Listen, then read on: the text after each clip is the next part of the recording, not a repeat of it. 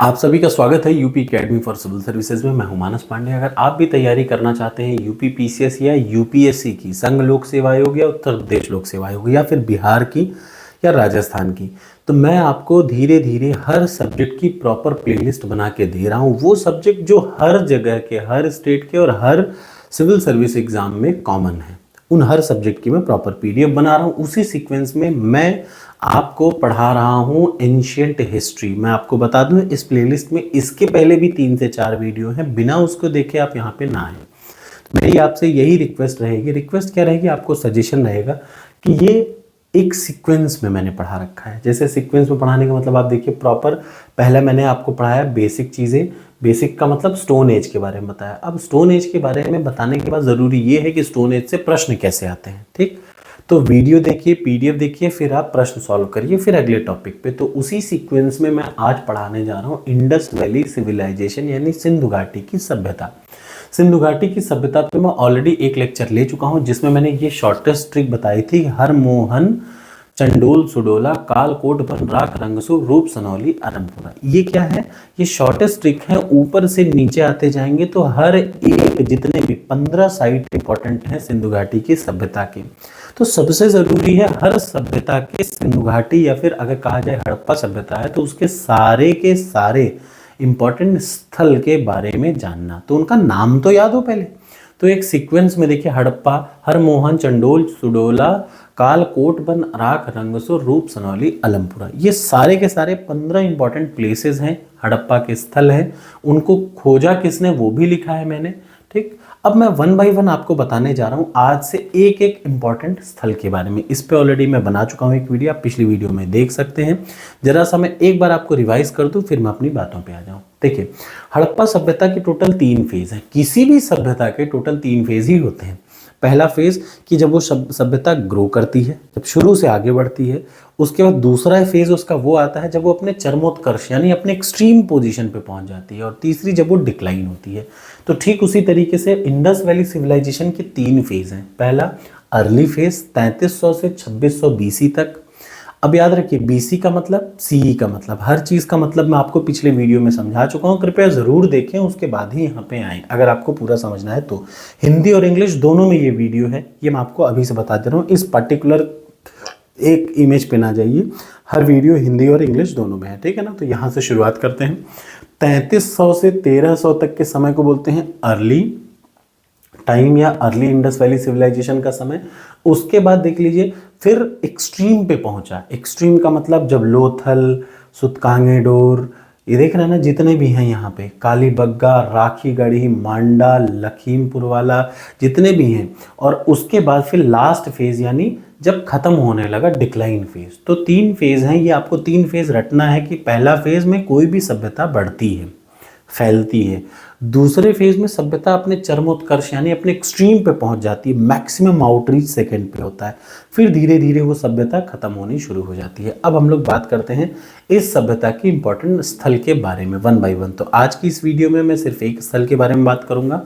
कल की वीडियो में मैं आपको 2 से 3 स्थल को एक बार में पढ़ा दूंगा, क्योंकि आज ये पहली क्लास है इस वजह से। तो हड़प्पा सभ्यता का, अच्छा देखिए, मैं आपको सिर्फ उतना पढ़ाऊंगा जितना आपके एग्जाम में आता है। बहुत आपको कोई पीएचडी तो करनी नहीं है, आपको पीएचडी नहीं करनी है, आपको सिर्फ वो करना है जिससे आपके प्रश्न एग्जाम में सॉल्व हो जाएं। और अगर मेंस में आप लिखें तो एग्जैक्टली ऐसे ही लिखें। इसी वजह से मैंने इसको मेंस ओरिएंटेड बना रखा है। अब सारी की सारी वीडियोस को देखिए, जो पहला इंपॉर्टेंट प्लेस है या पहला इंपॉर्टेंट जो साइट है हड़प्पा सभ्यता की, वो खुद हड़प्पा है। इसी के नाम से इसका नाम हड़प्पा सभ्यता रखा। तो 1921 में पहली बार इसकी खोज हुई। कब हुई, क्या क्या जानना जरूरी है, देख लीजिए। 1921 में हड़प्पा सभ्यता में हड़प्पा जगह की खोज हुई। हड़प्पा जगह की खोज करने में 2 लोग शामिल थे। दयाराम साहनी उसके मेन लीडर थे, याद रखिएगा। दयाराम साहनी एक आर्कियोलॉजिस्ट थे। ये प्रश्न 2 बार पीसीएस प्रीलिम्स में आ चुका है। 1921 में पुरातत्वविद थे दयाराम साहनी। वो और उनकी टीम ने क्या खोजा, एक हड़प्पा नाम की साइट खोजी। ठीक, ये हड़प्पा कहाँ है, तो पंजाब के साहिवाल जिले में रावी नदी के तट पर है। आज के समय में ये इलाका कहाँ पड़ता है, पाकिस्तान में पड़ता है। क्लियर है, इतना ही पॉइंट। अगला पॉइंट, यह एक शहरी केंद्र है, यानी हड़प्पा सभ्यता के प्रमुख शहरी केंद्रों में से, इंपॉर्टेंट सिटीज में से एक था क्या, हड़प्पा। अब हड़प्पा के बारे में क्या क्या एक्सकेवेशन से हमें क्या क्या मिला खुदाई करने से, वो जानिए। देखिए ये प्रीलिम्स के लिए बड़ा इंपॉर्टेंट है, मेंस के लिए भी उतना ही इंपॉर्टेंट है। आपको अभी चल के मैं ये भी बताऊंगा कि हड़प्पा सभ्यता में किस प्रकार के मकान होते थे, दुर्ग क्या होता था, वो सारी चीज़ें। बट पहले जो एग्ज़ाम है उसके ओरिएंटेड पढ़ लिया जाए, ठीक। तो देखिए कौन कौन से चीज़ें मिली हड़प्पा से। तो हड़प्पा से सबसे ज़्यादा जो इंपॉर्टेंट मिला वो था, एक तो मानव शरीर रचना को दर्शाती 2 बलुआ पत्थर की मूर्ति, बड़ी इंपॉर्टेंट है। ये रिसेंटली एक एग्जाम में आया है 2000 मेरे ख्याल से जस्ट अभी बीता साल है उसी में। दूसरे नंबर पे जो इंपॉर्टेंट चीज़ें मिली खुदाई में वो मिला इक्कास, बैलगाड़ी, बहुत इंपॉर्टेंट है। हिंदी इंग्लिश दोनों में लिखा है। जब आप मेंस के लिए लिख रहे हो ना कि और आपसे पूछे कि हड़प्पा सभ्यता को डिस्कस करिए, so basically you have to discuss like this only, point wise ही आपको लिखना पड़ेगा मेंस में अच्छे नंबर पाने के लिए। फिर अगला क्या आता है, फिर आप 2 रो मिलती हैं 6 अन्नागार की, याद रखिए 6 अन्न भंडार की 2 रो मिलती हैं, ठीक। उसके बाद और अगला क्या मिलता है, वर्कमैन माने कामगारों का क्वार्टर मिलता है, उनका कमरा मिलता है। एक सबसे इंपॉर्टेंट, हिरन का पीछा करते हुए कुत्ते की कांसे की मूर्ति, ब्रॉन्ज की जो स्कल्पचर है या फिर मूर्ति है वो मिलती है। फिर और देखिए रेड स्टोन का मेल टॉर्सो यानी बलुआ पत्थर का नर का एक आदमी का धड़ मिलता है। और क्या मिलता है, देवी माँ की मूर्ति, स्कल्पचर ऑफ मदर गॉडेस मिलती है। और एक और इम्पॉर्टेंट चीज़ जो है वो टेराकोटा की मूर्तियाँ मिलती हैं। और सबसे ज़रूरी बात, सिंधु लिपि के साथ एक मिट्टी का बर्तन मिलता है, ठीक। ये इंपॉर्टेंट चीज़ें मिली कहाँ से, हड़प्पा सभ्यता से। इससे ज़्यादा हड़प्पा से क्या पूछ सकता है, कुछ नहीं पूछेगा, ठीक। हड़प्पा सभ्यता 2 हिस्सों में बटा था, एक दुर्ग और एक नॉर्मल शहर, निचला शहर और एक ऊंचाई पे बसा हुआ। ऊंचाई पे बसा हुआ शहर, ये सब मैं आपको आगे चल के बताऊंगा एक प्रॉपर कि किस टाइप का था, कहाँ पे क्या अंतर है, ठीक। ये है हड़प्पा का इंपॉर्टेंट फैक्ट्स जो कि आपके प्रीलिम्स में आएगा, जो कि आपके मेंस में आता है। तो आपको इसी तरीके से लिखना है। वीडियो अच्छी लगी हो तो लाइक करिएगा।